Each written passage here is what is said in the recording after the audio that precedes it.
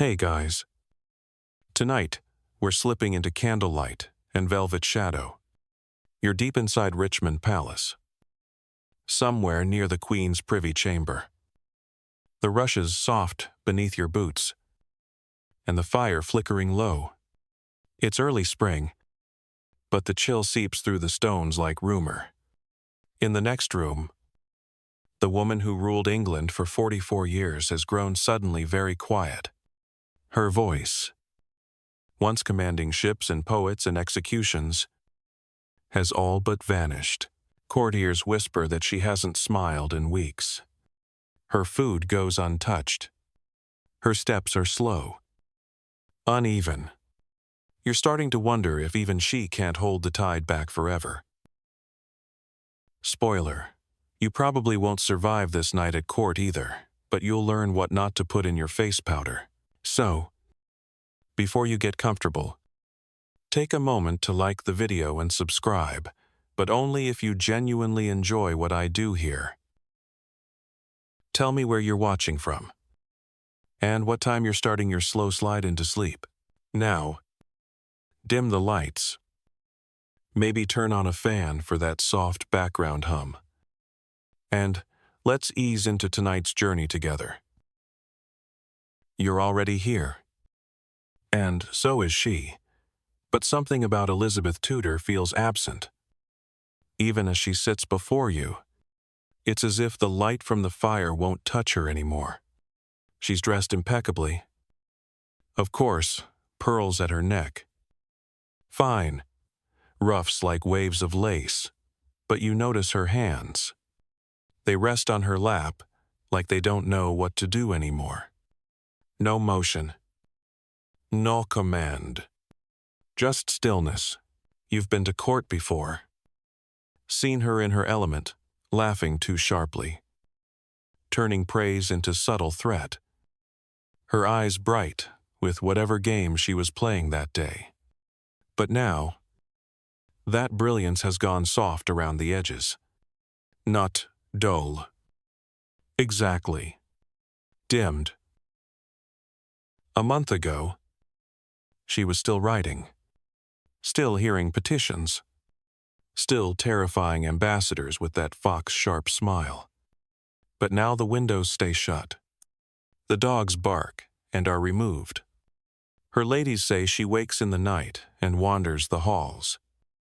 Barefoot, unable to sleep, unable to rest. She's seen death before. She's outlived many half her council. Her lovers. Even the idea of marriage itself. But lately, death seems closer. Not dramatic. Not with trumpet blasts or black-robed doctors. Just close. Like fog at the edge of a field. You don't see her weep. That's not her style. But the sadness around her is thick and quiet. People are afraid to say it out loud. But they know the Queen is fading. It started with a silence, a missed appearance, then a refusal to leave her chambers, then no more standing. No, more sitting. Now, she leans against tapestries, against the frame of the bed she still won't lie in. To lie down is to die. She mutters once, so softly you think you imagined it. The courtiers shift. Some begin testing alliances. Who next? What if she doesn't name a successor? What if she names the wrong one? You stay close. You notice her attendants whisper about her appetite. She won't eat. Just fingers food and sets it down again. One swears she's lost weight. Another says her voice is thinner. Not gone. Just like it's traveling from farther away, she looks out the window a lot. Not at anything in particular. Not the river. Not the gardens. Just away. Like maybe she's trying to remember something or trying not to. The Queen who once danced to distract death now stands still and lets it pace closer. Historians still argue when exactly the decline began. Some place it in February 1000. Others say earlier. Maybe even the autumn before. There's no clean moment. Just a slow, sorrowful unraveling. You hear a physician murmur that she might be suffering from melancholy. That's Elizabethan code for everything from heartbreak to depression to undiagnosed illness. It's their catch-all when the Queen's willpower stops being stronger than her symptoms. One afternoon, she asks for no mirrors. All are removed from the chamber. The tapestries are drawn lower. Someone asks if she'd like a visitor. She waves a hand. Not no. Not yes. Just away. You remember the legends about how she aged, how she never allowed portraits to show her as old, how she maintained the image of the Virgin Queen with such precision that even her wrinkles had courtly choreography. Now, she doesn't seem to care who sees her, and yet her dignity remains. Even in stillness, even in silence, she won't collapse. She won't admit defeat. She just fades. One night, her lady-in-waiting says, she sat in that chair for 15 hours. No food. No rest. Just sat, staring. You ask if she spoke. Not a word. Comes the reply, there's no blood. No drama. Just a woman who once ruled the world now growing softer and quieter, like parchment curling near a flame. And even in this, she's still making history. You'd think at some point, someone would tell her to lie down, that they'd gently coax her onto the bed, bring her warm broth, maybe light some rosemary for comfort. But Elizabeth won't have it. She sits, and sits, and sits. Night and day blur together in her chamber. A perpetual twilight, thick with firelight and silence.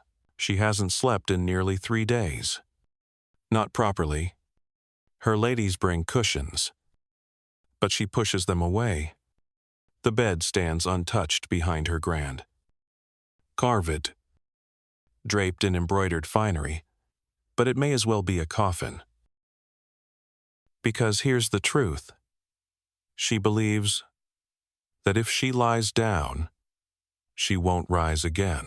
The courtiers murmur that she's become stubborn, uncooperative.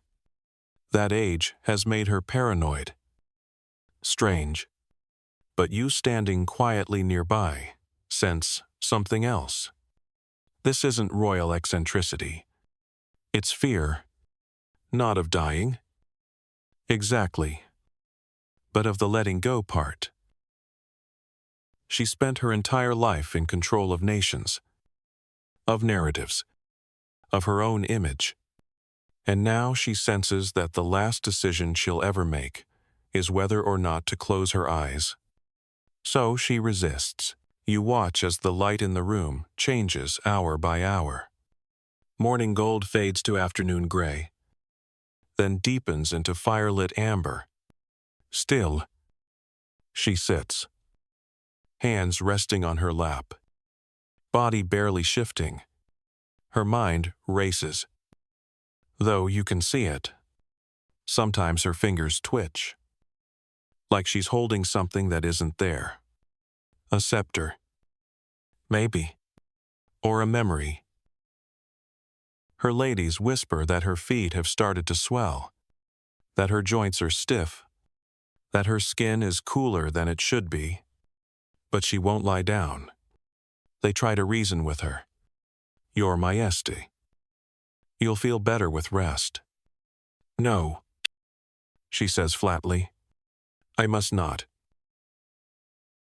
It's the only sentence she speaks that day.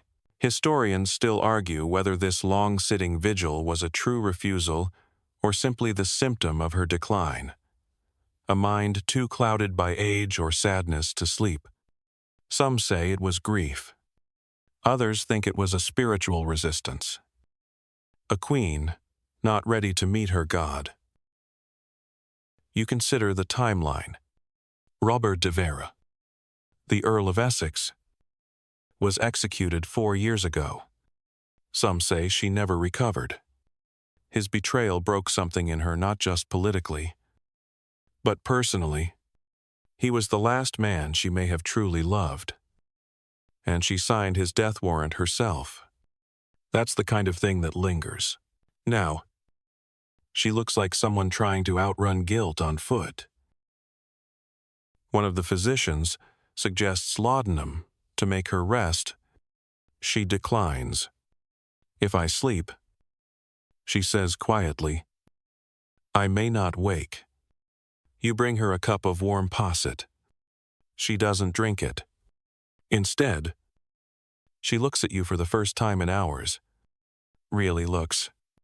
And in that moment, you're struck by how alert her eyes still are, clouded with time. Yes, but not empty. She knows exactly what's happening.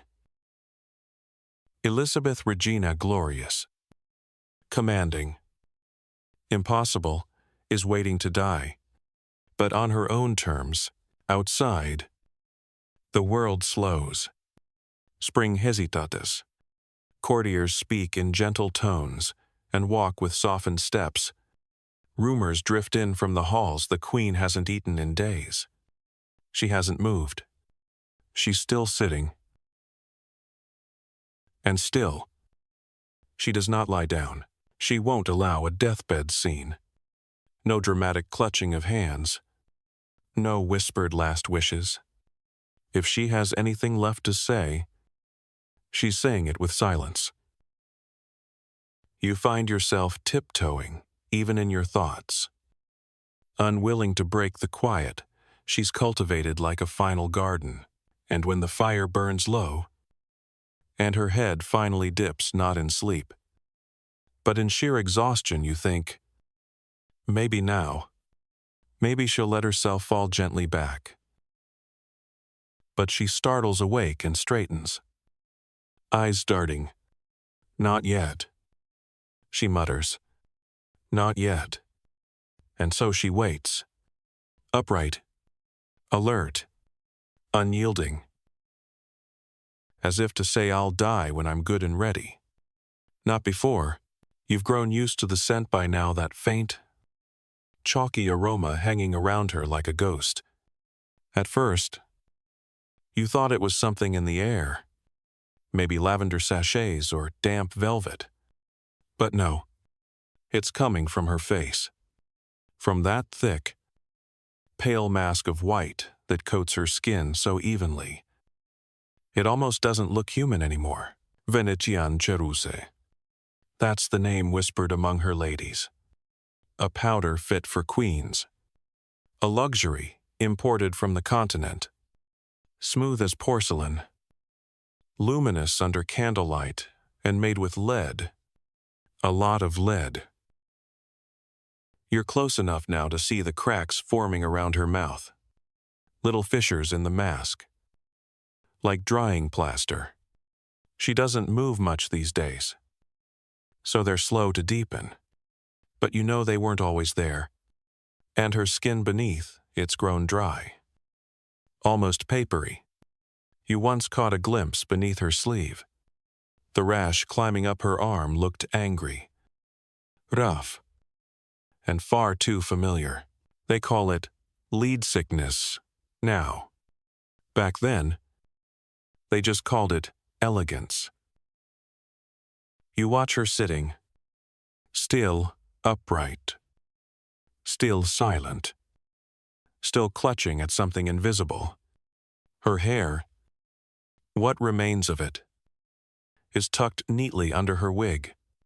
Her eyebrows have long since vanished, plucked, perhaps, or faded with age. Her lips are stained, a bruised red, painted on with the same care she once gave to her speeches. It's all still there, the armor of image. Even if it's killing her, historians still debate the role cosmetics played in her decline. Some insist the amounts she used would have been negligible. Others argue that a lifetime of application, reapplication, and occasional ingestion, yes, ingestion, added up. Especially when you consider the face powder's other delightful ingredients, vinegar, mercury, and chalk. You once overheard a maid joke that touching the queen's cheek might melt your fingernails. No one laughed. She was a living contradiction, the image of vitality, even as her own health slipped away. And this white mask was central to that illusion. Without it, she would be just another old woman in decline.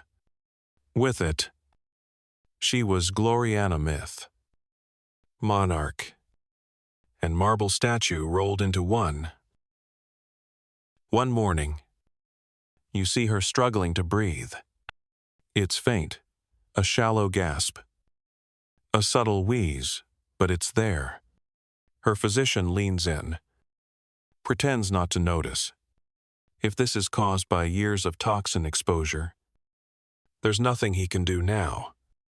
No antidote for vanity worn like armor. And still, she won't let them remove the powder. They tried once. A young lady in waiting, new to court, suggested a simpler cream to let the skin breathe. Majesté. The queen fixed her with a look so sharp it might have flayed a lesser noble. My skin does not breathe, she replied. It rains. After that, no one asked again. You think about how strange it is how this lethal ritual began as a way to hide smallpox scars. A few pockmarks, easily covered. But then the look became expected. Worshipped, unchanging. A queen who never aged, never softened, never slipped, even now, as she wastes away before your eyes. The mask holds. Cracked. Yes, but intact. In the dim morning light, you bring her a mirror. She does not take it, just flicks her fingers, dismissing it like a dull suitor. But once, just once, if you catch her reflection by accident in the polished surface of a silver pitcher, and you see her flinch, just slightly, a muscle in her jaw clenches, a twitch of something unspoken. And then it's gone. She lifts her chin, composes her face, and the marble mask resets.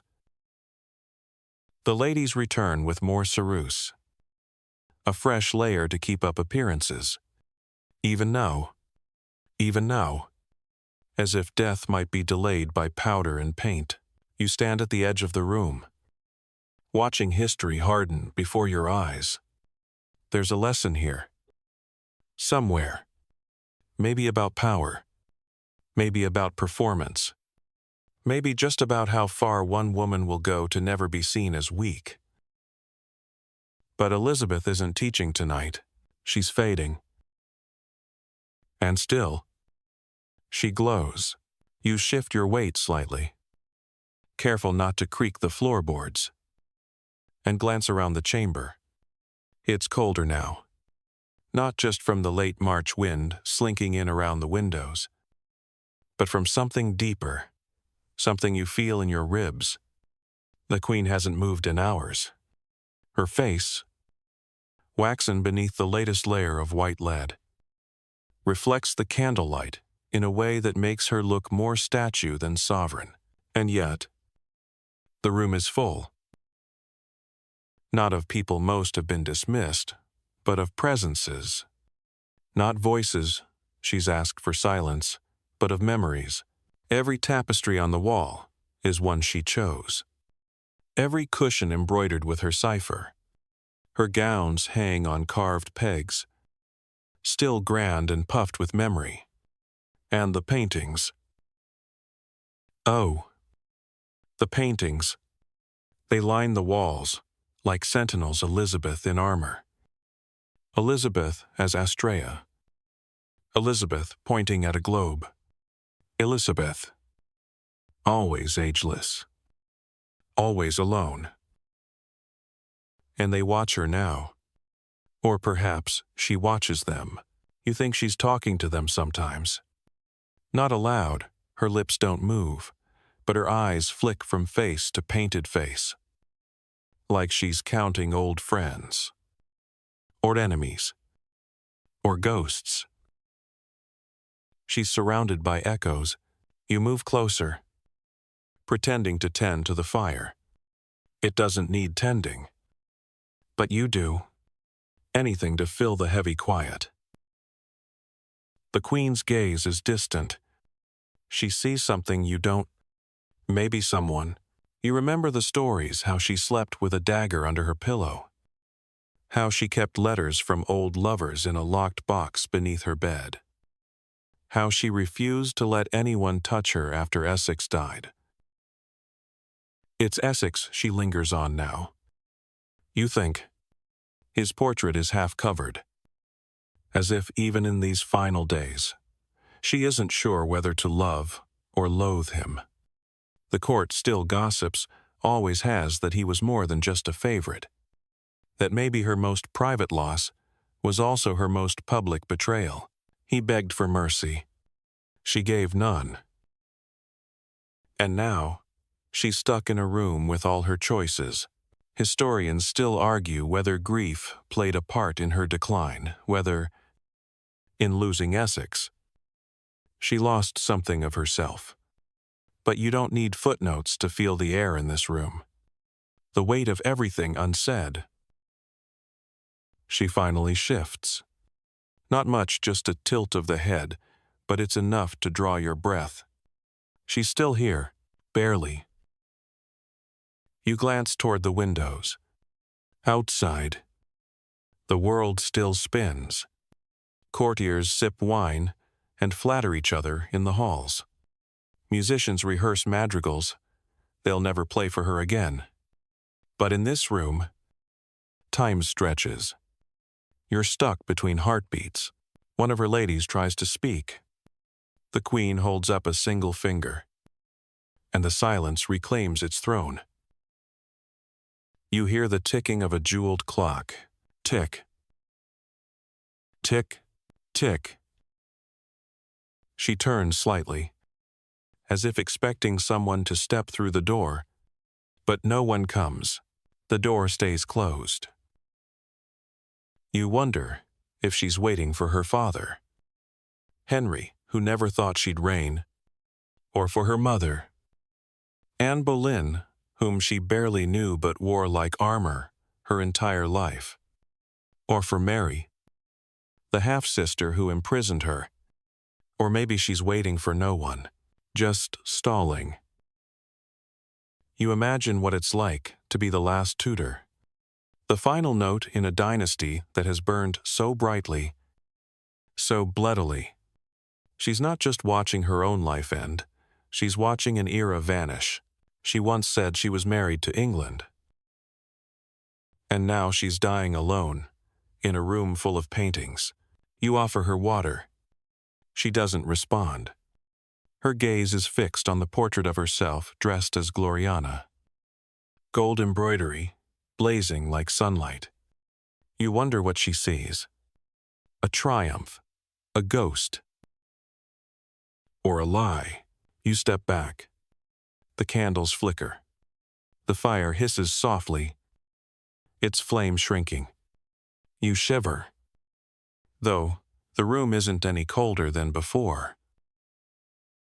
And then, out of nowhere, she speaks, very softly. They're all here now.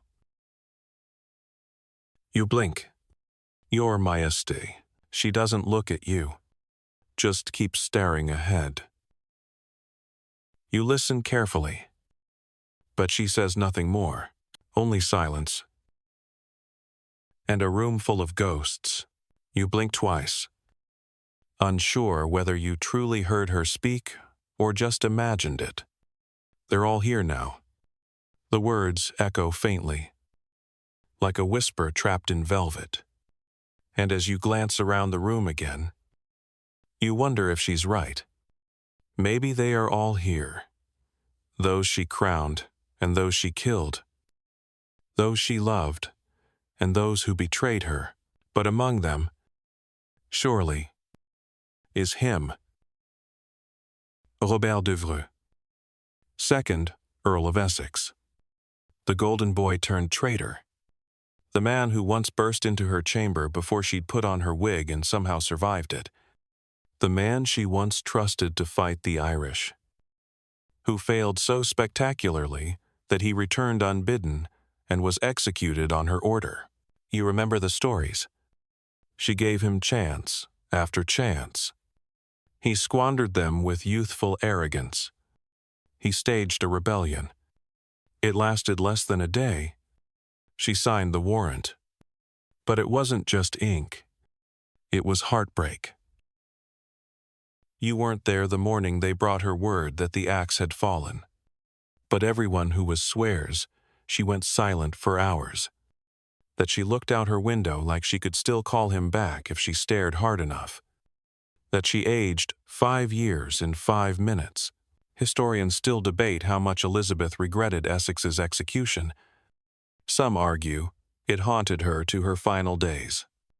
Others claim she moved on, that political necessity overruled sentiment, but the evidence is sketchy burned letters, torn pages, fragmented reports.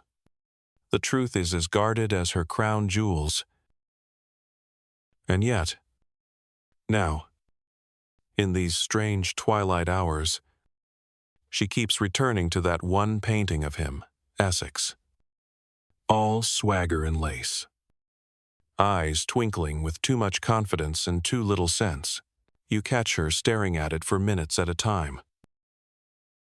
Once, you think she murmurs something, too soft to catch. Her lips barely move. It could be fool.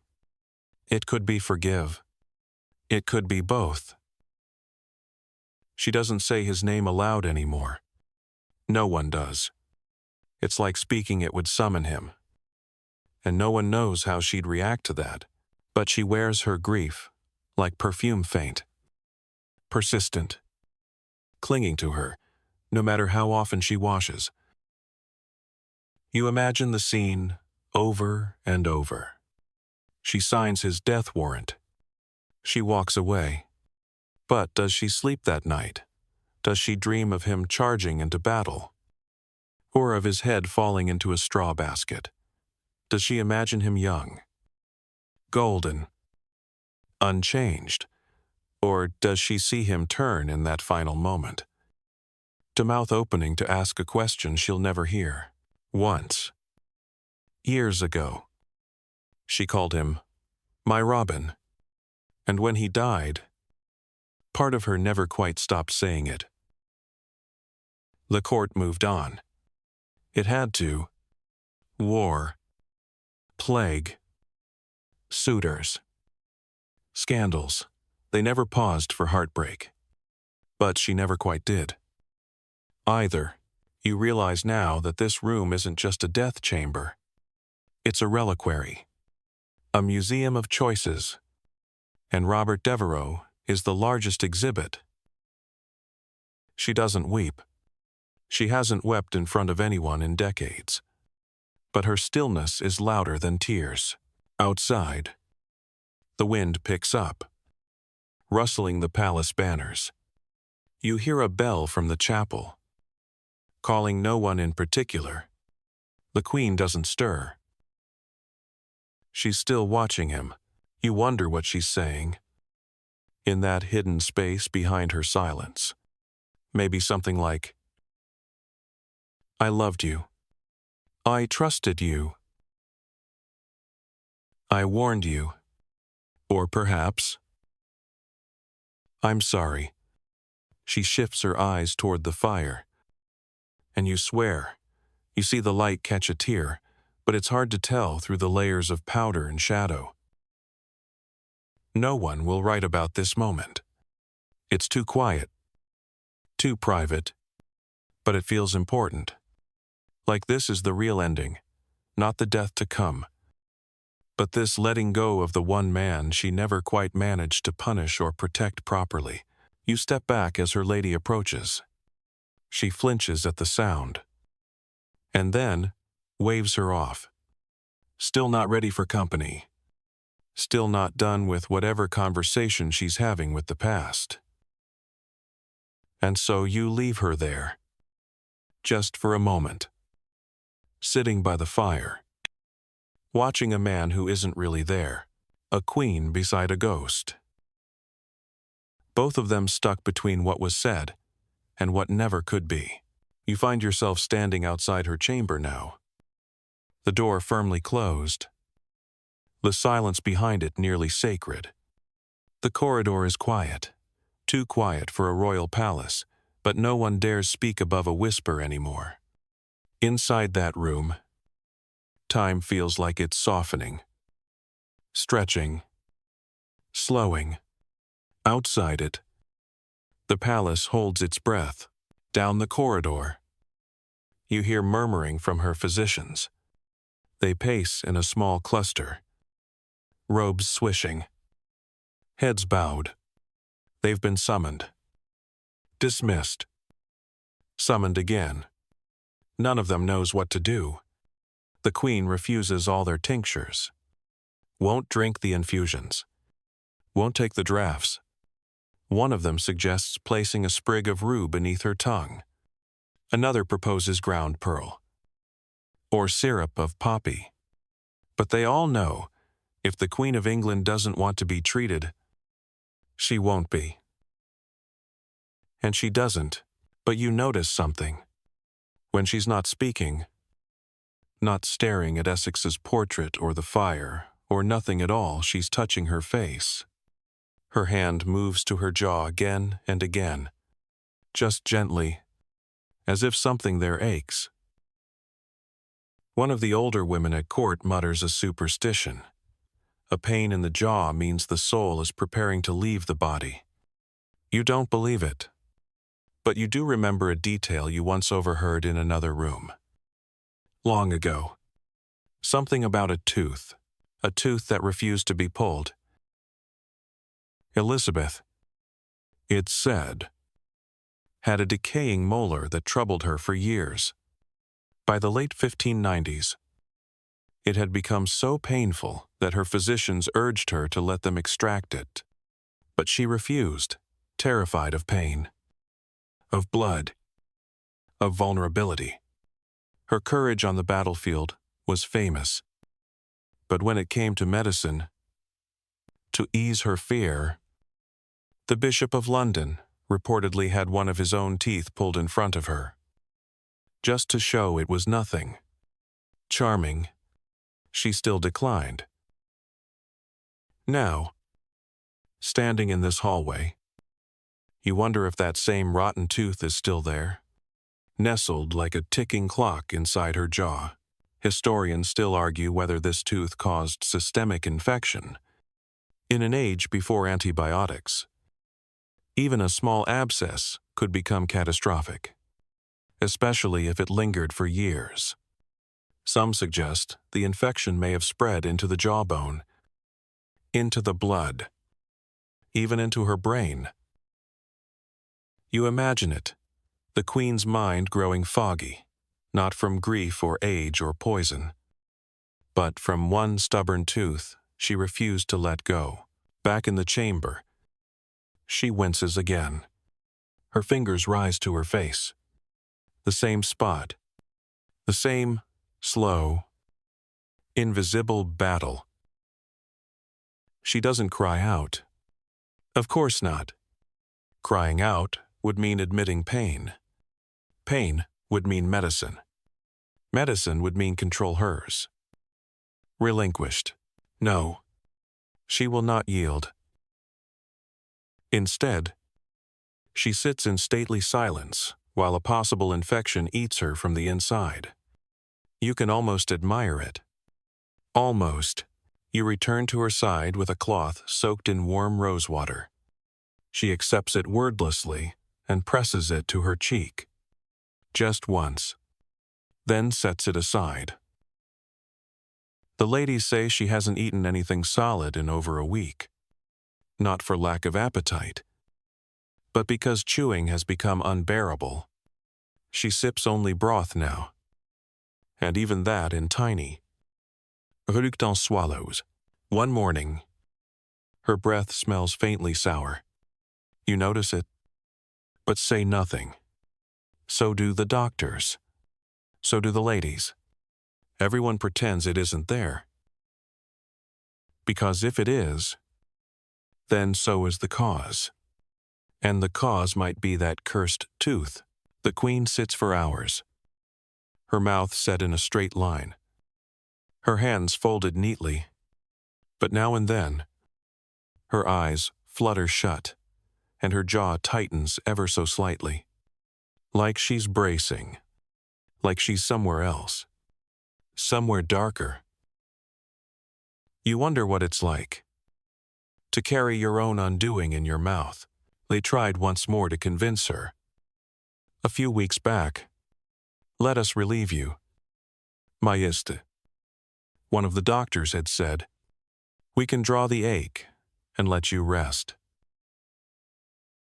She shook her head, eyes burning. "It is mine," she said. "Let no one else touch it." And so it stays. The queen, who ruled without yielding, who outlasted every threat and rival, who turned her own name into legend, sits dying slowly of something smaller than a coin. Not a dagger, not a poison, not a war.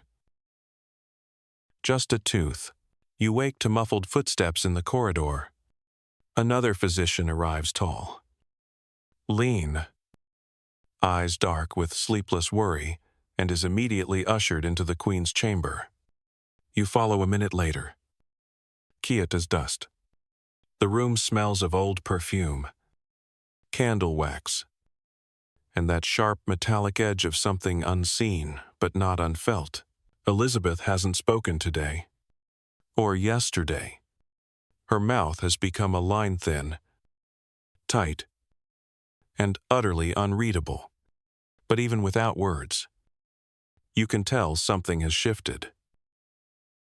She no longer reaches for the firelight, no longer stares at the portraits, no longer watches the door, hoping or dreading that someone from her past might walk through it.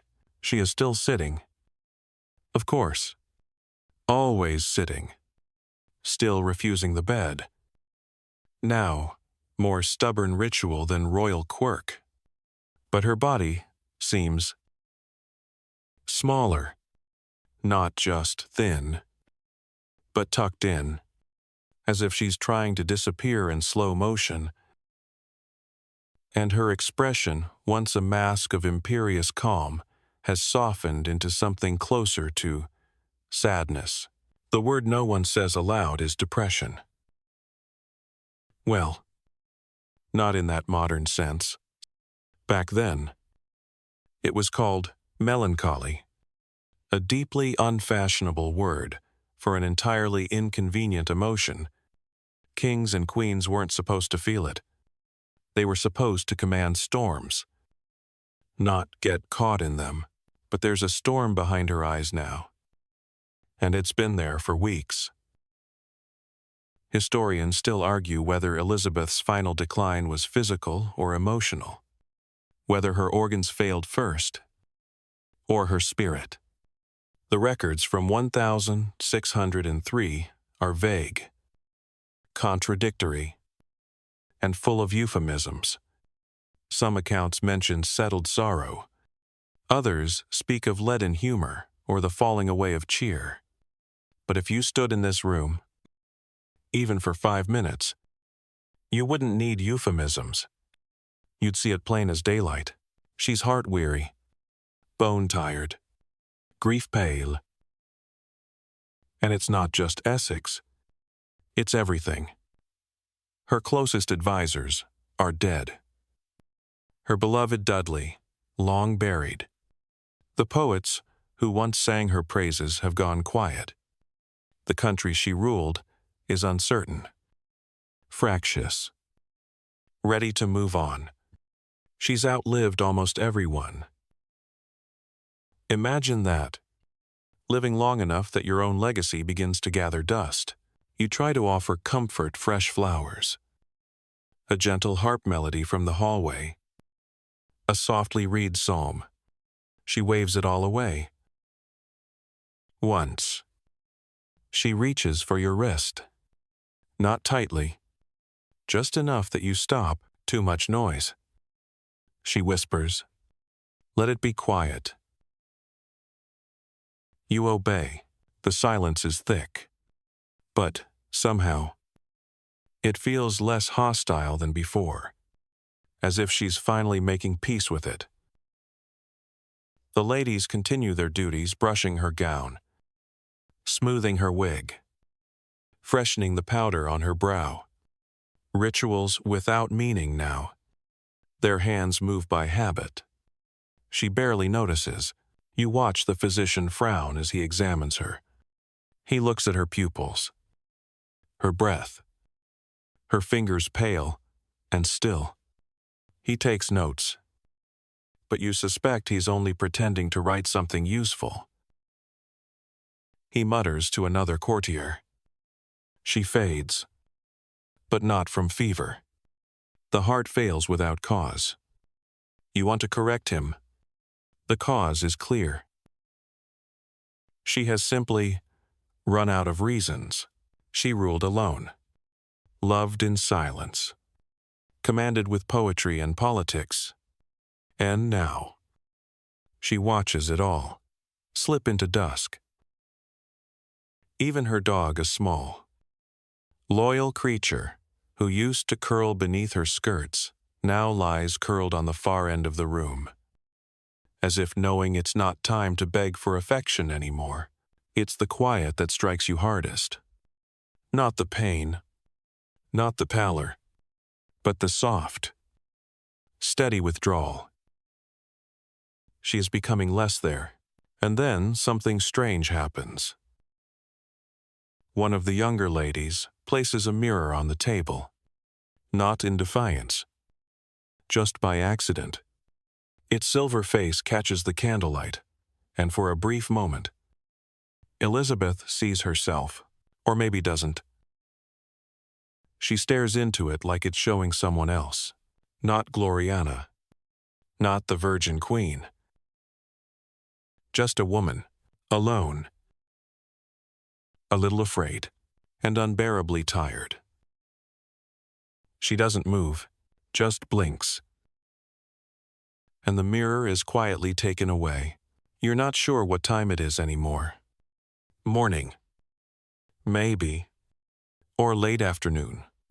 The light through the leaded windows is flat and gray, as if even the sky can't decide whether it wants to commit today. The palace halls are hushed. Movements slower. Voices muffled behind tapestries. Everyone is waiting. Inside her chamber, Elizabeth still refuses the bed. But something's different today. She's begun to lean, not dramatically, just a slow tilt, like a tower settling, millimeter by millimeter. Her spine curls ever so slightly. Her shoulders droop. The weight of all those years in ermine and pearls seems to be tugging her toward the earth. She hasn't spoken since yesterday's whisper, but you can still feel her presence, still proud, still composed, still queen, barely. Someone brings a tray with broth and sweetmeats. She ignores it. Her lips haven't touched food in 3 days. One of the ladies dabs her mouth anyway. An echo of care for someone already halfway gone. It's during this strange, not quite morning, that Archbishop Whitgift is summoned.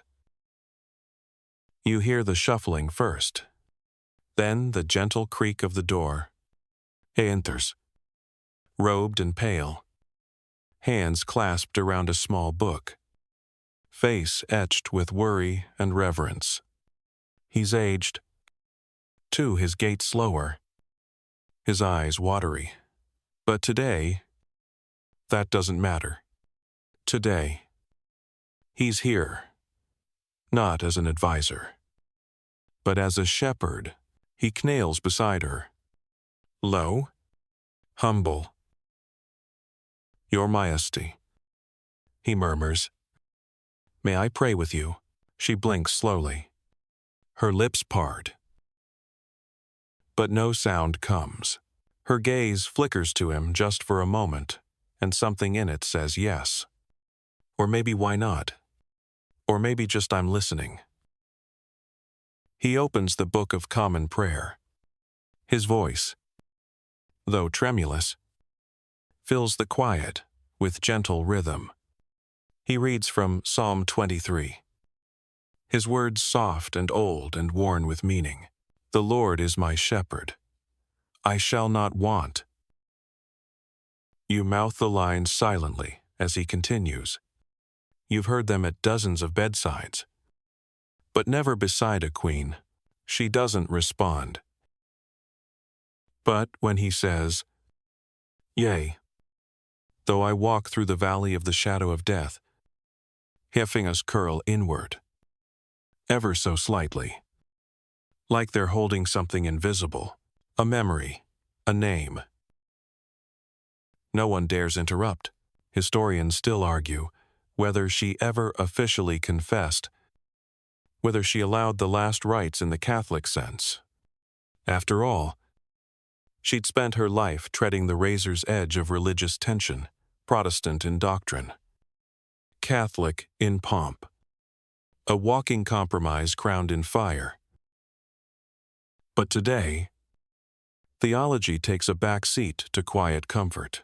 When the Archbishop finishes, he bows his head. God keep you, Majesty. Her lips move. You think you catch a whisper, Amen, or maybe just the breath before one. Then silence returns. A lady places a warm cloth on the Queen's lap. She doesn't resist. Her hands stay still. She's still leaning. Someone remarks that her pulse is faint. Another says she hasn't blinked in almost a minute. But no one moves to act. There is no alarm. Just watchfulness, as though touching her now would break some fragile thread still tying her to the world. You hear a page shuffle in the hallway. A muffled sob from another room. The palace knows what's happening. The entire building seems to be exhaling, room by room, in sync with her slowing breath. And then, unexpectedly, she straightens. Only a little, but enough. Her Spine unbends. Her chin lifts. Her eyes open, and for a fleeting, uncanny moment, Elizabeth Tudor looks present. You hold your breath. She looks around the room, not at anyone in particular, but everywhere. At the tapestries, the books, the portraits, the chairs, at her gloves, laid neatly across the table, at the fan made of swan feathers, at the red velvet stool where ambassadors once knelt, at the canopy overhead, which she never dared lie beneath. Then her eyes meet yours, just briefly. And there it is, recognition. Of what? You're not sure, but something in her gaze says, I know where I am. I know what this is. I know who I was. And then, the weight returns. She leans again. Deeper this time, the Queen begins to fold inward gracefully. like a page being turned in a book already half read. And everyone watches, silent, still, reverent. Because in this room, history is exhaling. She hasn't moved for hours. You stare at her chest, watching for the smallest rise, the faintest fall. It's still happening slowly, irregularly, but it's there. She breathes. The Queen still breathes. But it's no longer clear whether she's aware. They begin to speak more openly now. The physicians, gone are the careful euphemisms, a little fatigued. A moment's rest. Now they murmur words like decline, failing, and final. Their tones have softened, like they're afraid to startle the end into arriving faster. One of them says she might be comatose. Another says she's simply between worlds. A third, clearly newer to this chamber, suggests it could be some obscure ailment, gout gone systemic, or perhaps an ulcer in the gut. Someone else scoffs. It doesn't matter now. Even if they knew, it wouldn't change the outcome. The Queen has refused all remedies. The Queen has chosen her own ending. Or maybe it's chosen her. You stand near the foot of the great chair. She still refuses to leave. The bed remains untouched. Made.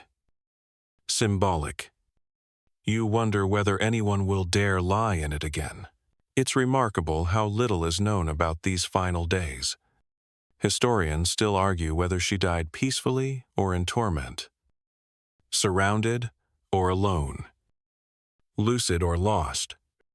The accounts contradict each other. Some say she wept. Some say she laughed.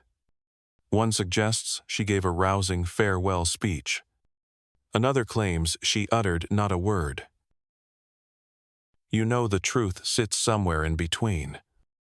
Wrapped in the quiet of this dim chamber, a soft cough pulls your attention back.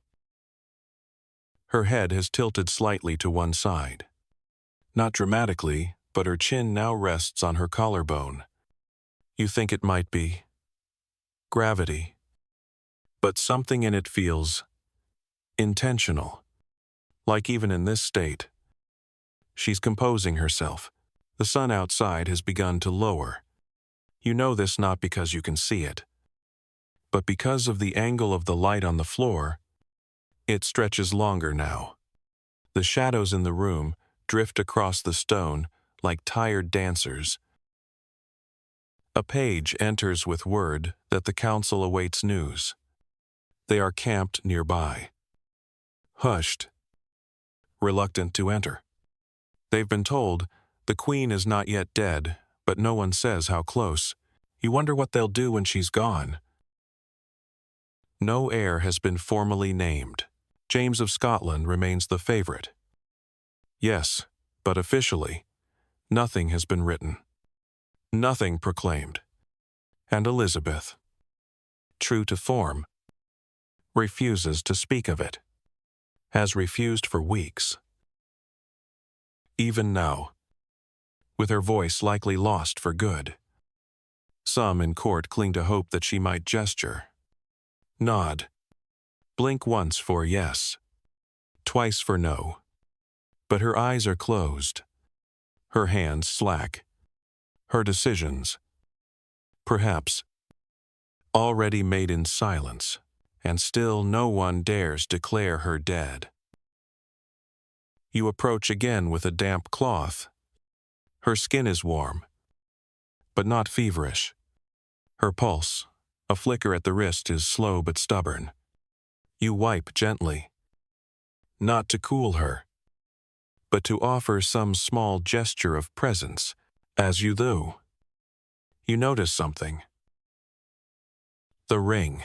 It's the one she never removed, an odd, golden piece with a hinge. Inside, a tiny portrait, One side, her own likeness. The other, a picture believed to be her mother, Anne Boleyn. It's worn smooth from years of touch, and today, it glints faintly as the candlelight shifts. You remember reading once that she'd worn it for over 40 years.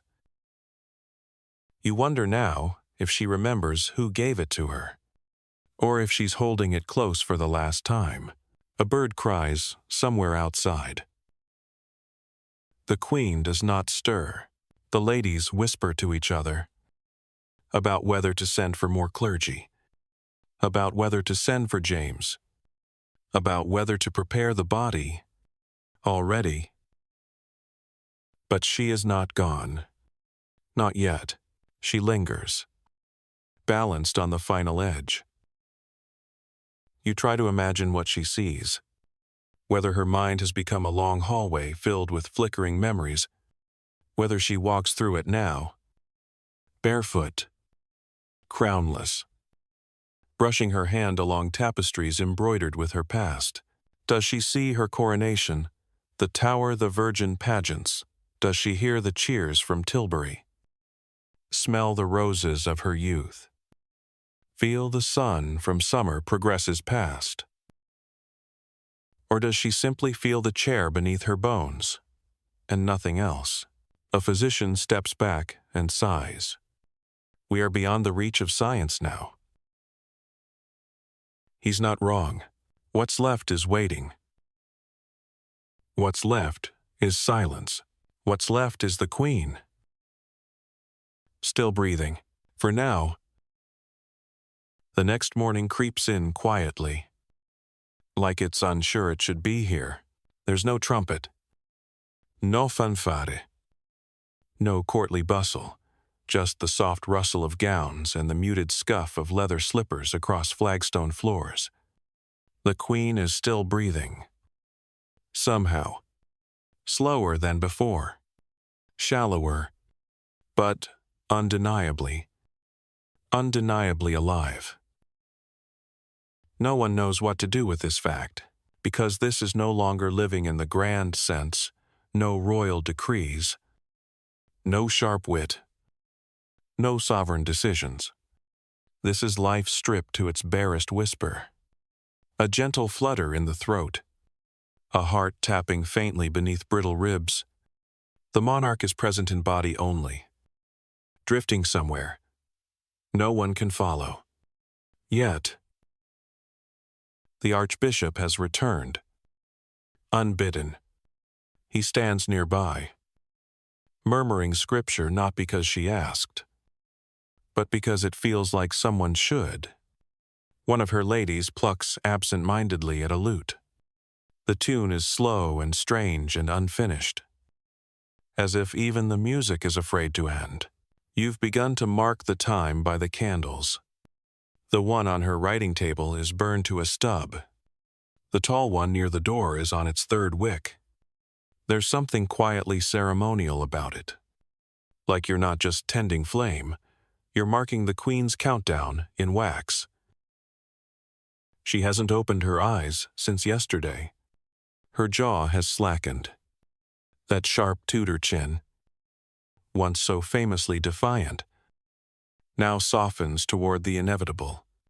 His skin, always pale beneath the layers of lead, now carries a faint bluish undertone. Not enough to alarm, but enough to know. Still, no one says the word. Not yet. Not aloud. It hovers, though, just behind every syllable death. Historians still argue whether Elizabeth knew the exact moment she was dying. Some say she tried to speak a final command, perhaps a name. Others suggest she quietly surrendered, letting the last breath slip away without resistance. A few dramatize the scene entirely, claiming she stood, declared James her heir, and collapsed like something out of a tragedy. You know better. You've watched her ebb like tidewater against sand. Not dramatic, just relentless. And now, the palace waits. There's talk of succession, whispered behind tapestries and behind hands. The name James crops up more and more. So does proclamation. So does secret letters. But no one moves. No one signs. No one declares. Because until she dies, she is still queen, and no one, not her enemies, not her subjects, not even death itself has ever told Elizabeth when to leave.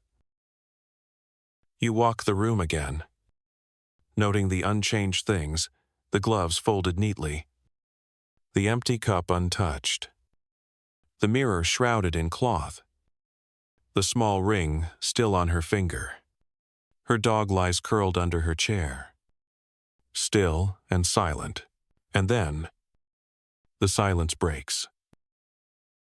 A sound, not a voice. Exactly, but a breath.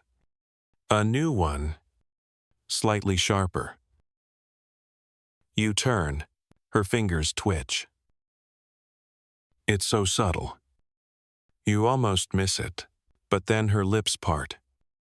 Just slightly, and something rasps through. You lean in. Body. That's it. One word.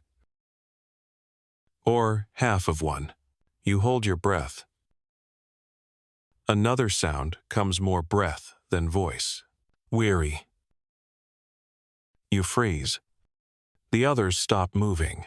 The queen, after days of silence, has spoken. It's not much. Just those two murmurs. Barely audible. But it echoes like a cathedral bell. My body is weary. That's what it feels like she meant. You look at her face, still tilted, still fading, and for a brief second, you see something like peace. She knows. She's not resisting now. She's letting go. You feel a strange calm fall over the room. Even the dog lifts its head, as if to witness this shift. The ladies don't cry. The physician doesn't speak. The archbishop closes his book. Gently, you look out the window. The sky is clearing. There's a stillness in the air that feels like an ending, or a blessing, or both. She breathes once more, slow, long, and ragged. And then she rests. Time has stopped behaving normally. The clocks tick. But no one listens. The shadows shift. But no one marks them. Elizabeth hasn't stirred since that final breath. And though no one dares say it, the room knows she is gone. But still, silence. Not the dramatic kind. Not the crashing, echoing silence of a battlefield gone still. This is the heavy kind. The velvet kind. The kind that wraps itself around everyone and says, "Don't move yet," and no one does. Her ladies, white-faced and blinking too often, continue their small rituals. They straighten her collar, smooth hair cuffs, adjust the drape of her gown. It no longer matters. But they do it anyway, because what else is there to do when history stops breathing in front of you? The archbishop steps away first, murmuring something that might be a prayer or might just be a stunned breath. He walks to the far end of the room and lowers his head. You think he's crying. But it's hard to tell. It would feel wrong to look too closely. The dog doesn't move, just watches. And you feel like you're standing on the edge of a cliff. This woman, who once rode into battle in armor, who penned verses in her own hand, who ruled longer than most people live, has become stillness. a shape in a chair, a body in a gown. Elizabeth Regina, no more. It's strange. You always imagined the death of a monarch would come with sound horns, shouts, maybe a thunderclap. But this feels like a held breath, like the pause before a song starts or ends. You approach slowly. She looks peaceful, but not serene. There's a dignity to her stillness, a strange stiffness, as though even in death, she refuses to look too soft. You remember a line she once said, "Long ago, I will have but one mistress here, and no master." She kept that promise to the end. Historians still debate whether she chose to die sitting up out of vanity or principle. Some say she feared looking weak, even in her final moments. Others say she didn't want to die lying down because it felt too submissive. There's no definitive answer. Only this image, a queen who would not yield not even to death's posture. A knock at the outer door breaks the hush. The council, they've been waiting for a sign, waiting for a word. Someone must go, but no one moves. You realize they're all waiting for you, so you do it. Slowly, respectfully. You walk to the door, open it just wide enough, and nod once. It's enough. The council files in, somber and slow. The Lord Admiral, Lord Cecil, the Archbishop again, the Earl of Nottingham. They form a circle, heads bowed, eyes on the floor. Then one voice, Cecil's, dry and clear, says the words no one wanted to hear aloud. The Queen is dead. No one gasps. No one cries out. Just a long exhale, the kind of breath people hold for days, and finally let go.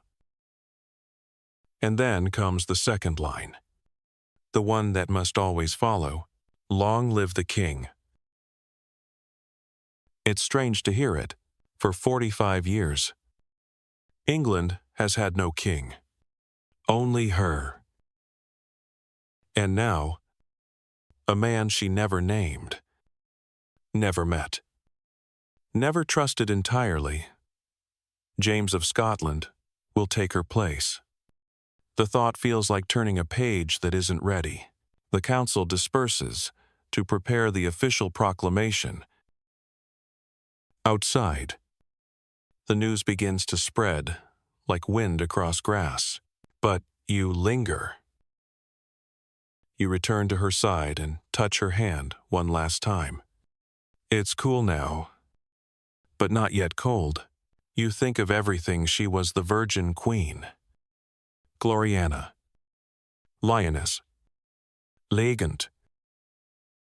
But in this moment, she is just Elizabeth, daughter, scholar, sovereign. Alone, and finally, at rest. The Queen is gone, and yet the palace is busier than it has been in weeks. Every hallway thrums with activity. Pages run between chambers with scrolls and seals. Courtiers huddle in corners, whispering calculations of favor and futures. The scent of beeswax and anxiety fills the air. Candles are replaced. Drapes are drawn. Mirrors are covered in black cloth. Elizabeth may no longer breathe, but protocol most certainly does. You step out of her chamber and into this whirlwind. Everything is happening at once. Yet somehow, everything is still strangely slow. Grief moves like honey, heavy, sticky, and impossible to clean from your sleeves. First comes the task of guarding the body. It cannot be left alone. Not even for a moment. A rotating watch is set members of the gentlemen pensioners, armed and silent, stand by the door. They wear their finest dress armor. Though none of them meet your eye, no one wants to be the first to cry. Then comes the washing. It's not ceremonial. Not yet. Just necessary. Her ladies, 3 of them, prepare the basin with lavender and rosemary. They remove her gown with trembling fingers, fold each layer with the same reverence they might fold a flag. Her corset, her chemise, the fine silk hose all handled, as if made of parchment. She is cleansed from head to toe. Gently, with silence. You do not watch this part. But you stand nearby, just in case. There's something profound about how tender it all is. This monarch who once signed death warrants with a flick of her wrist is now being cradled like a child. Hands that once held court now lie still, curled slightly at the knuckles. One of the ladies pauses, then brushes back a stray strand of red gold hair, no longer a wig, but her real hair, thinned and faded. Beneath it, her scalp is fragile, like tissue. She smooths it gently. No words are spoken. It's not time for words. Soon, the embalmers will arrive. They'll perform their work behind sealed doors, using spices, cloth, and secrecy. In this world, death is not private, but it is veiled. Elizabeth will be wrapped and sealed in a lead-lined coffin, guarded day and night until the grand procession. But that is days away. For now, she simply rests. You find yourself remembering a strange detail. Elizabeth hated the smell of roses, always preferred lavender or violet water. Said roses were too romantic, too soft, too easy. You wonder if she'd approve of the sachets placed near her now, or if she'd raise one ghostly eyebrow at the choice. Historians still debate how much of her post-mortem treatment was designed for legacy versus necessity. Some records suggest her ladies preserved locks of her hair. Others claim she was placed in a plain coffin for 3 days before the royal casket was completed. One account insists she was laid briefly in her coronation gown. For symbolism's sake, no one agrees on the details. The only certainty is this: she's no longer present to object. You slip back into her chamber. It smells like candles and cedar oil. Her chair remains in place, untouched. Her gloves lie folded on the table, as though she might return to wear them. The Book of Psalms is still open to the same page. Nothing here is hurried, only careful. You sit, and you wait. For what? You're not sure. Maybe for the feeling to catch up. Maybe for the tears to start. Maybe for the moment when history settles into your bones and tells you you were here when Gloriana fell. Outside the window, the first messengers have already left. Horses gallop toward noble houses, toward Parliament, toward James himself. The kingdom must pivot now. There are oaths to take, crowns to polish, transitions to choreograph. But in this room, there is only stillness. You look once more at the pale, still form that ruled a kingdom, defied in Pyrrhus, and danced with death longer than most dared. She never married. She never named a successor. She never let the world define her. And in the end, she left it exactly as she lived in it, on her own terms, You don't even make it down the corridor before you hear the first theory. She was poisoned. A woman whispers, not even bothering to lower her voice as much as she should. Belladonna. I'd wager. Something tasteless. Something slow. A courtier beside her scoffs but doesn't disagree. And just like that, the rumors begin. Elizabeth Tudor, Queen of England, may be dead, but the stories are very much alive. You pass another cluster of attendants. Speaking, in hushed Latin, one gestures toward the ceiling as if divine punishment had finally claimed her. Another insists it was witchcraft. She crossed too many Catholics, made too many enemies. He mutters, half hopeful. None of it surprises you.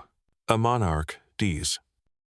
And the silence left in her wake is quickly filled with whispers.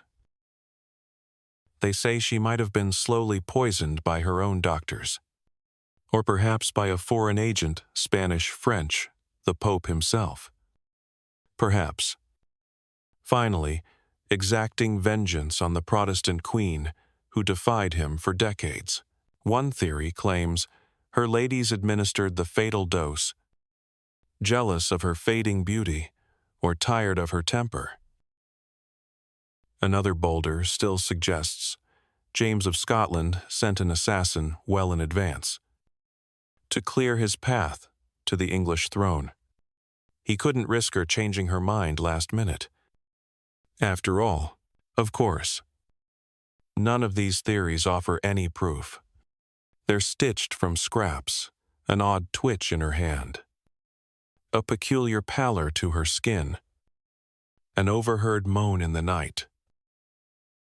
But they spread fast and stick harder. Historians still argue whether these rumors had any basis. Some say the Queen's prolonged decline was too ambiguous, too vague, not dramatic enough for a royal death. They point out the lack of autopsy, the absence of a clear cause. Others argue that slow death was perfectly in character for Elizabeth, always in control, even as her body failed. But the vacuum left by uncertainty, it draws conspiracy like a magnet. You can't help but listen as one particularly vivid tale reaches your ears. She had a double. Someone says, a body double. The real Elizabeth died years ago. And this one was an imposter. You nearly laugh. Nearly. But the speaker insists that's why she never let anyone see her without the wig. The paint. It wasn't vanity, it was a disguise. In another hall, you hear a priest claim she confessed to a murder on her deathbed, that she spoke Essex's name, not in sorrow but guilt, that she ordered his death to protect a secret, and it finally broke her. You turn a corner and hear yet another, that she was cursed by Mary, Queen of Scots. And the curse took 20 years to bloom. They grow wilder by the hour. You retreat to the chapel for a moment of quiet. But even there, the air crackles with speculation. 2 pages, barely 12 years old, are kneeling near the altar and whispering. One turns to the other and says, I heard she drank mercury. The other nods solemnly, as if mercury is the most obvious cause of royal demise. You sit in the far pew and let the rumors swirl around you like incense. The candlelight flickers over the stone, and you find yourself wondering how Elizabeth herself might have reacted to this flood of gossip, probably with a smirk, or a cutting line of verse, or perhaps just a glare sharp enough to silence a crowd. Even in death, she commands a presence. You look up at the high, vaulted ceiling and think about the last days, the way her body leaned, the way her voice faded, the way her pulse slowed into silence. You were there. You saw it. And still, even you wonder. Was it just age? Just sorrow? Just nature? Or something darker? Her enemies were many. Her control was vast. Her legacy divisive. Powerful. Golden.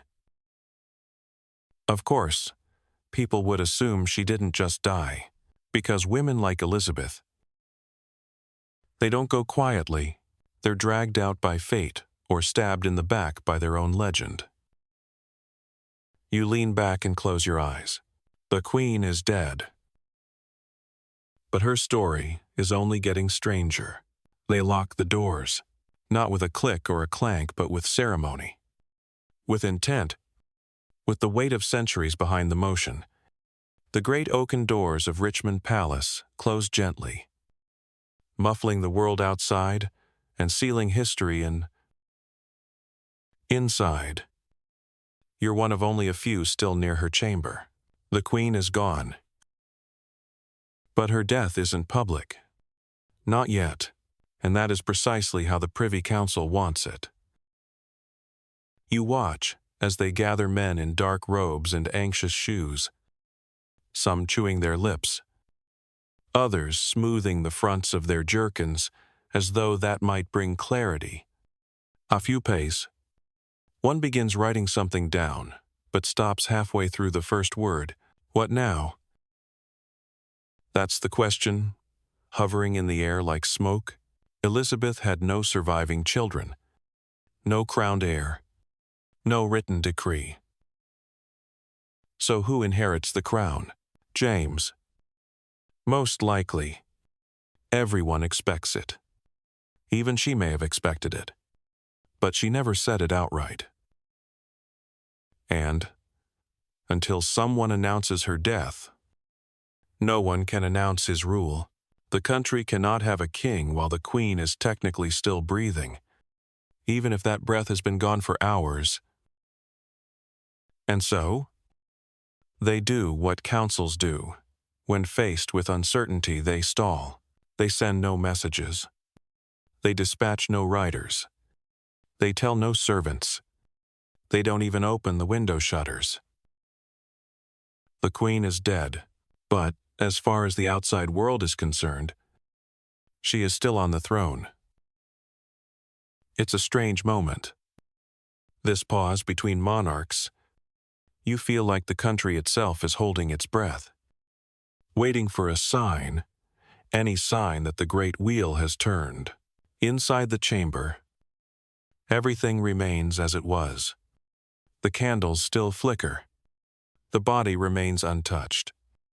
For now guarded, revered, intact.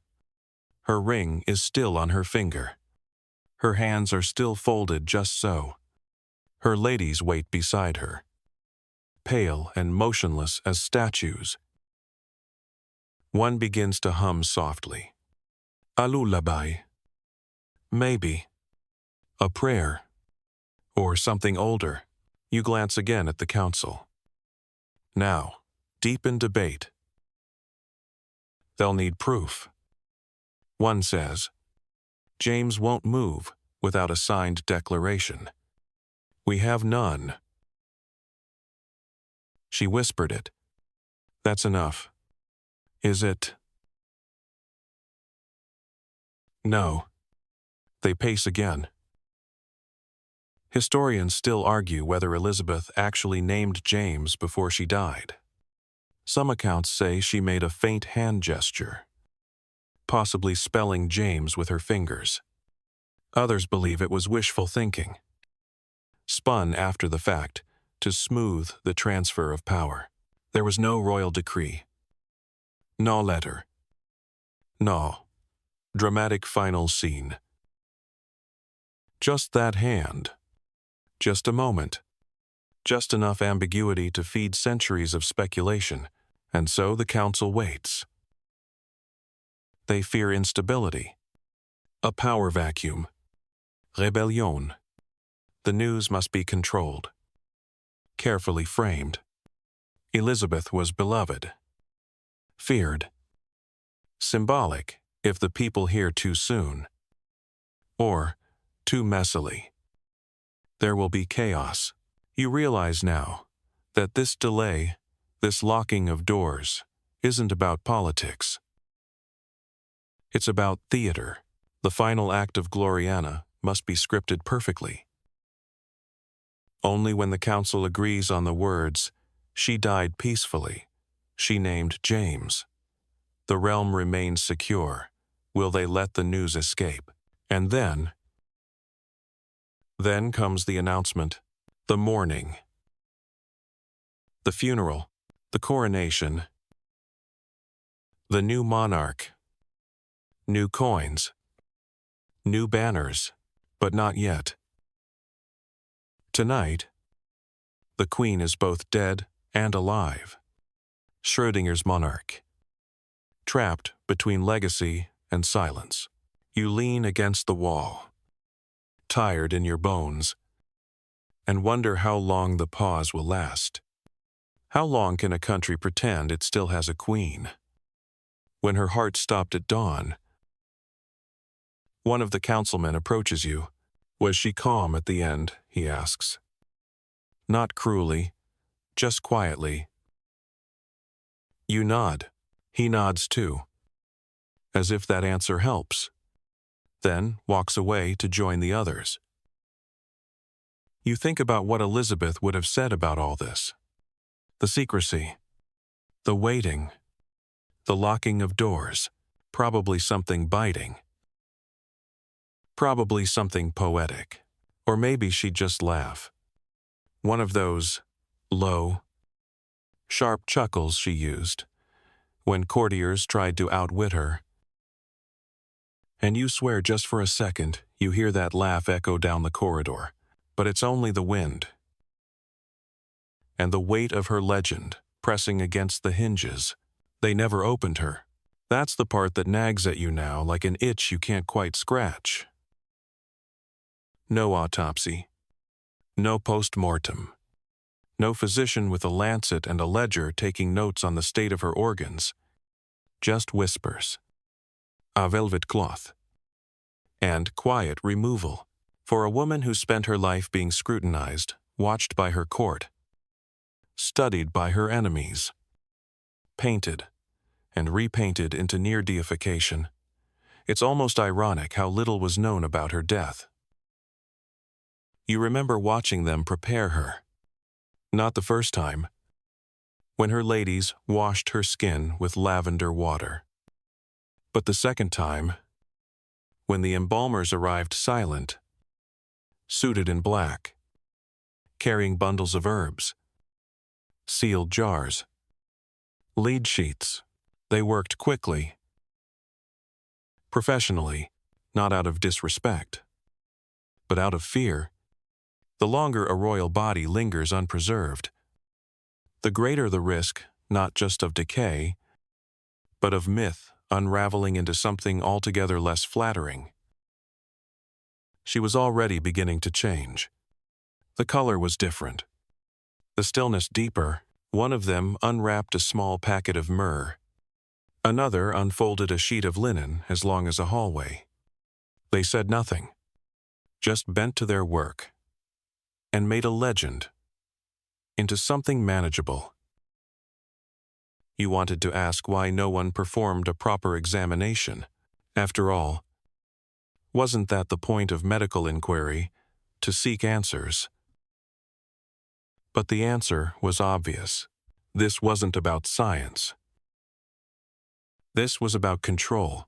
If there was no autopsy, there would be no record. If there was no record, there would be no definitive cause. And if there was no cause, then no one could be blamed.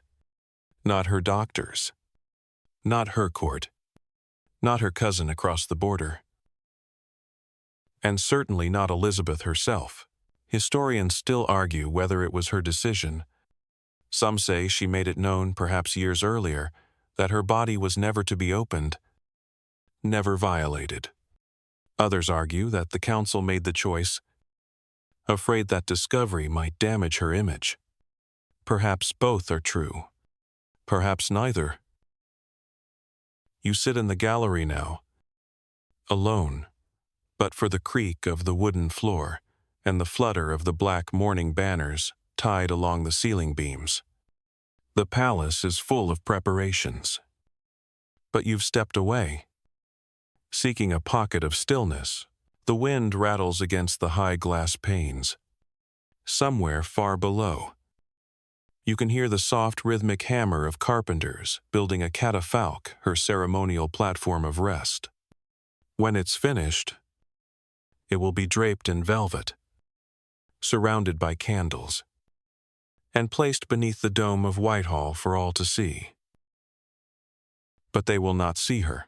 They'll see the effigy, a perfect wax likeness, crafted by the royal mortuary artists.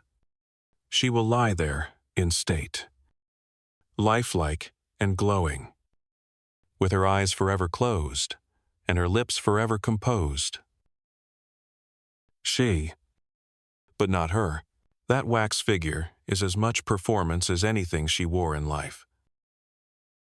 And you, knowing what lies beneath it, can't help but feel uneasy, because beneath the velvet, beneath the wax, beneath the pomp, lies a mystery. No certainty, no diagnosis. Just layers of cloth and questions. They say it may have been blood poisoning.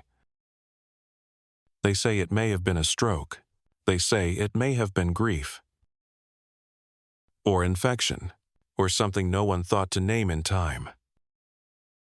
You close your eyes and remember her last day again, the slackness of her jaw, the stillness of her eyes, the whispered word weary. It didn't sound like pain. It sounded like surrender. And perhaps that's enough. Perhaps.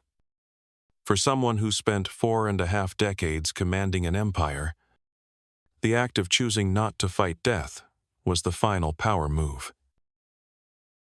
No diagnosis needed. You hear footsteps approaching, the clink of chain and the hush of careful boots. A message is handed to you, sealed in dark green wax. The funeral date has been set, April. She died in March. They waited weeks. Weeks to plan, weeks to choreograph, weeks to let the body settle and the politics ripen. You hold the letter for a moment before tucking it into your coat. Outside, the sun glints on a rooftop. A single crow hops along a ledge. You think, absurdly, that Elizabeth would have hated it. Messy bird. Unbecoming of a royal send-off. And then, quietly, you laugh, because even now, even embalmed, enshrined, and sealed away, she's still managing to linger in your thoughts. Still managing to make a scene.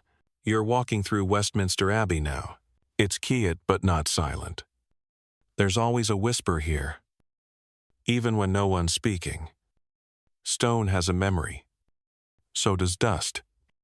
And in this place, where kings and queens lie elbow to elbow beneath the floor, the very air seems to hum with what they've left behind. They've cleared a space for her, not in some distant crypt or chapel annex, but beside her half-sister Mary Tudor. The irony is so rich, you nearly trip on it. Elizabeth, the Protestant icon, resting for eternity, beside the devout Catholic she imprisoned and opposed for decades. Sisters, reunited by a burial plot. It's been a long march to this moment. Her coffin, lead-lined and heavy as consequence, was pulled through the streets by 6 horses draped in black. It glided past weeping crowds and quiet skeptics, past merchants and monks, past people who were born, married, and widowed under her reign. You stood near the entrance of the abbey as they brought her in. The great doors opened with all the drama of a stage curtain, and the coffin entered like a final act. Not even the wax effigy could outshine the weight of that silence. They say over 1,000 mourners followed in procession. You believe it.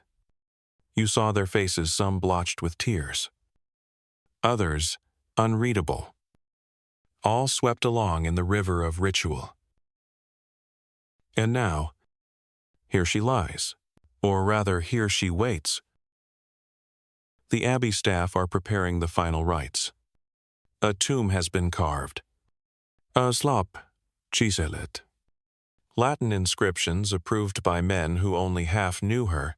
The air smells of incense and old paper. You sit on a bench near the back and let your eyes roam the arches. The stained glass. The statues of saints watching impassively from above. You're not the only one here. A handful of others linger, some genuine mourners, some historians in waiting. And, at the far side, an old man tracing the edge of Elizabeth's coat of arms on a stone pillar, as if trying to feel his way into memory. You hear him mutter something about the tooth. You perk up. Yes, the tooth theory. It's returned. It always returns. Historians still debate whether Elizabeth died of something as mundane, as humiliating, as a rotting tooth. Some point to the swelling in her jaw near the end, the refusal to eat, the reported pain when she tried to speak. They speculate it was an abscess, a common enough problem in the era, and one that, untreated, could easily have spread to the brain or heart, an infected tooth. The death of a queen. You want to laugh. You want to protest, but you don't. Because it's possible. Because even the grandest figures fall victim to the smallest things. A flea felled the Black Death. A sandwich triggered a war. And maybe, just maybe, a decayed molar brought down Gloriana. It's the kind of ending Elizabeth would have hated. She would have preferred a dagger in the dark. A noble illness. Anything with drama and dignity. Not dental. You stare up at the abbey ceiling again. This place holds so many secrets. Some whispered. Some etched in stone. Some buried 6 feet under. Inside lead and silk. You wonder if Elizabeth knew this would be her resting place. If she ever stood here, in life, and imagined, lying still beneath the floor. Did she plan the inscriptions? Did she choose the design? Or did the council handle that too? Painting her legacy with broad, tidy strokes. You rise and approach the space where her tomb will be sealed. There's a plaque in progress, gold lettering on black stone. A balance of reverence and distance. You trace the first words. Here lieth Elizabeth, Queen of England, France and Ireland. It goes on. As these things do, full of titles and virtues and phrases like beloved by her people and defender of the faith. But none of it mentions the tooth, or the chair, or the silence, or the way her hand twitched once and everyone stopped breathing. No inscription ever does. They remember the monarch. Not the woman. You step back and close your eyes for a moment, letting the echo of the abbey hold you still. The shadows lengthen across the floor. Somewhere above, pigeons coo softly in the rafters. A sound far too ordinary for such a place. And yet oddly perfect, Because if there's one thing you've learned, walking beside this queen from her decline to her grave, it's this. Death is never as grand as we pretend it is, but life is made of the tiny things, the quiet nod, the unspoken fears, the ache behind the paint, the crack in the tooth, and in that, perhaps, Elizabeth remains eternal. You wake in the early morning light of April. The kind of light that makes everything look like it's been gently dusted with chalk. Whitehall is quiet now. The funeral has passed. The mourners have dispersed. The black cloths have been taken down from the windows. And outside, the kingdom has already moved on. Well, officially, in practice, it's still adjusting. Like a house that's been rearranged while you slept. Everything's there. Just not where it used to be. Elizabeth is entombed. The wax effigy, so eerily perfect, now resides in the Abbey's vaults. Propped upright, like a sleeping sentry, her likeness will outlast her bones. That's the plan. That's the strategy. Legacy through artifice. You find yourself walking past a display cabinet in a hall where one of her final portraits hangs a familiar one. She's posed as always, standing tall. Hand on globe. Pearl draped. Immortal. Her waist impossibly small. Her gaze impossibly calm. But you know better. You saw her in the end. And this is the edited version. The forever version. No wrinkles. No slack skin. No dimming of the eyes. She is eternal here. That was always the plan. And now, so many are asking the same question. Was she ever real? Historians still argue whether Elizabeth's portraits are accurate representations or pure propaganda. Some insist she tightly controlled her image, banning depictions that showed age or fatigue. Others think her artists simply painted what they believed England wanted to see: an icon. Not a woman. You lean in and look at the details, the eyes slightly too large, the lips a touch too pink, the complexion suspiciously perfect. She's more marble than mortal. You wonder if she ever looked in a mirror in those final days and didn't recognize what stared back. In a strange way, that feels like the cruelest part of power: not losing your life, but losing your face. When your reflection stops belonging to you, when even your memory becomes curated, sculpted, cleansed of any blemish or bruise. You wander through the gallery now, empty of visitors. Just you and her faces, dozens of them young, middle-aged, ageless. One version has her standing over a map, another beside a window, one seated, one painted entirely in gold leaf. They're all her. And none of them are. You remember one odd tale you heard during the wake. Some courtier claimed Elizabeth once ordered a portrait destroyed because it showed her with a hint of under-eye shadow. Not from tiredness, but simply from age. She had it slashed and burned on sight. A bit extreme. Sure, but was it for a woman whose power was image? Every wrinkle was a risk, every sag a story. Every spot a suggestion that the Virgin Queen was human. Can't have that. You stop before the largest painting in the room, the rainbow portrait. She's older here, but somehow more myth than ever. Her dress is embroidered with eyes and ears. A reminder to all that she sees and hears everything. She holds a rainbow. Her hair is, well, vibrant is a polite word. You can't look away. Because this isn't a portrait. It's a manifesto. A public relations campaign on canvas.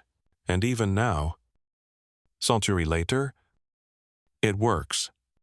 She's still watching you. Still commanding attention. Still performing. You take a few steps back and sit down on a bench beneath her painted gaze. The silence here is different than the Abbey's silence. That was sacred. This is curated. There's a fine layer of dust on the frame, and you resist the urge to brush it off. Let it stay. A little dust might be the most honest thing about this whole gallery. In the far corner, a clerk is cataloging something.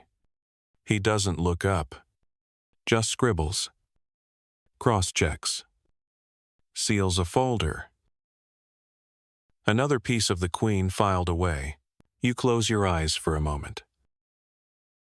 And in that quiet, you wonder what Elizabeth would think of all this, her unaging image, her endless speculation, her entire self flattened into oil and pigment. Would she be proud? Would she laugh? Would she weep? You suspect all three. She was a woman.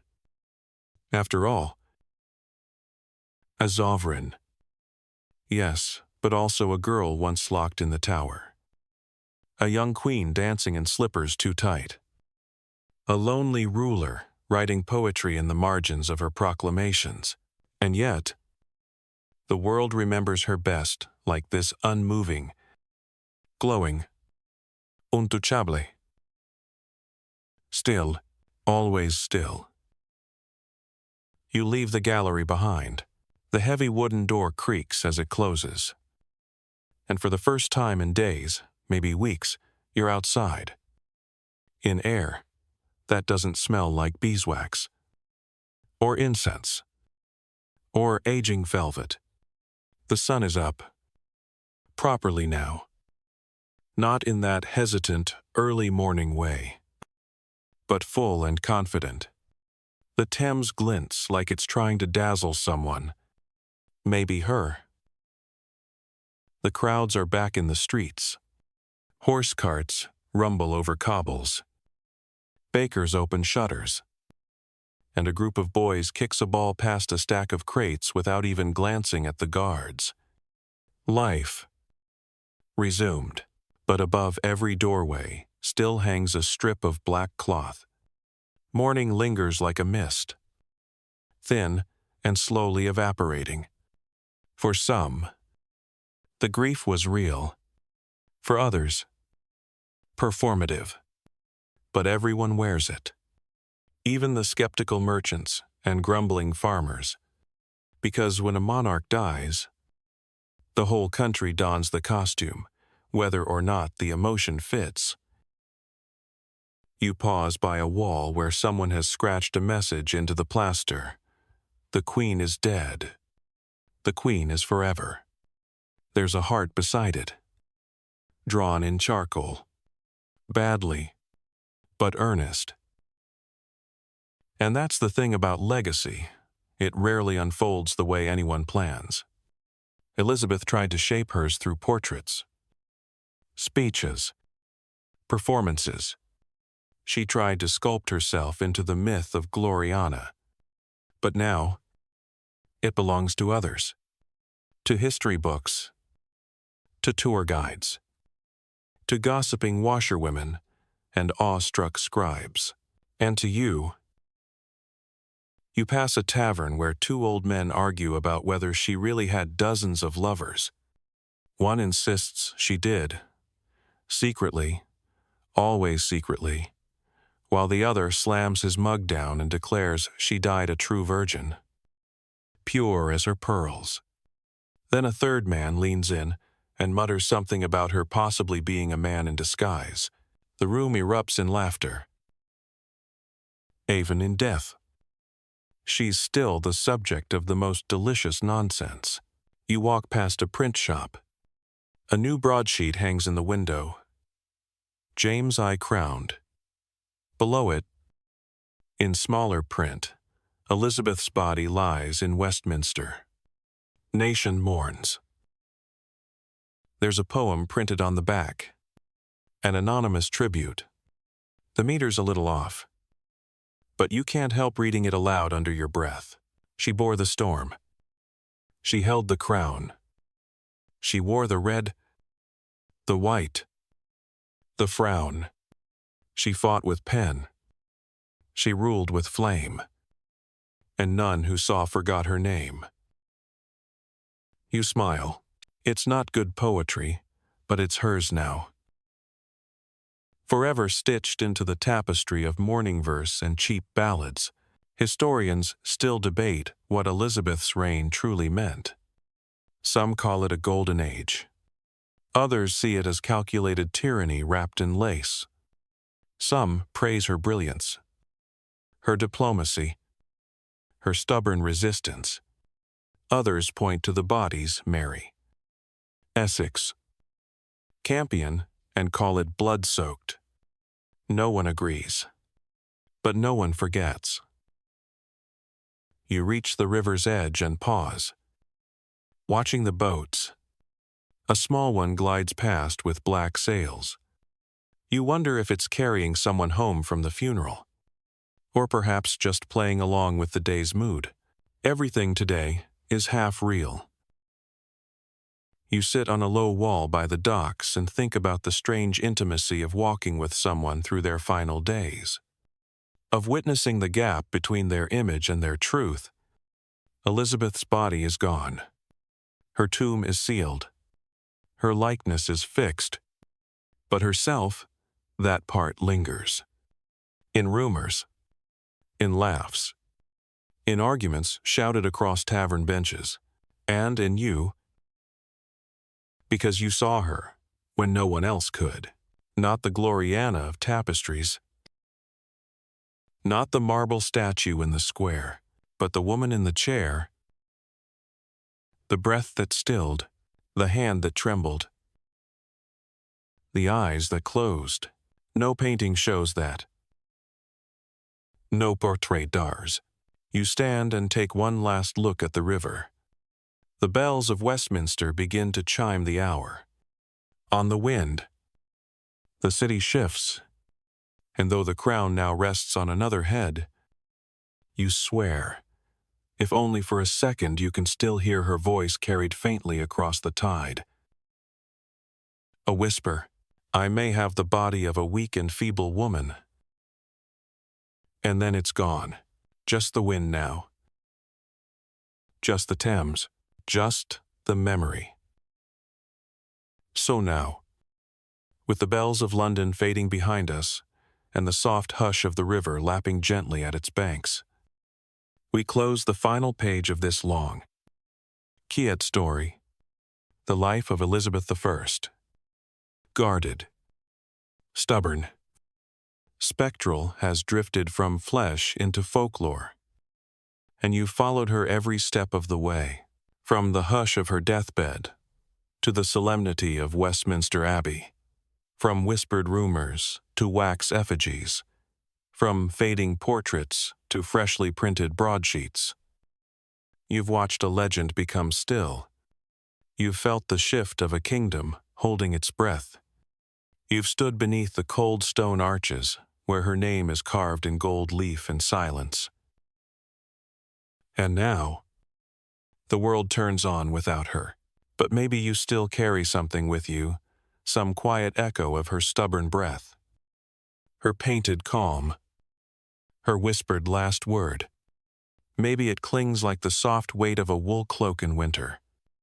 Maybe it reminds you that even myths begin as people, and even queens, in the end, close their eyes. So let your body soften now. Let your thoughts untangle and drift. Like candle smoke, curling in the dim corners of a chapel, there's nothing left to do. The story has been told, and you, gentle listener, were here for all of it. Sleep now, easy and deep, in the hush that follows history.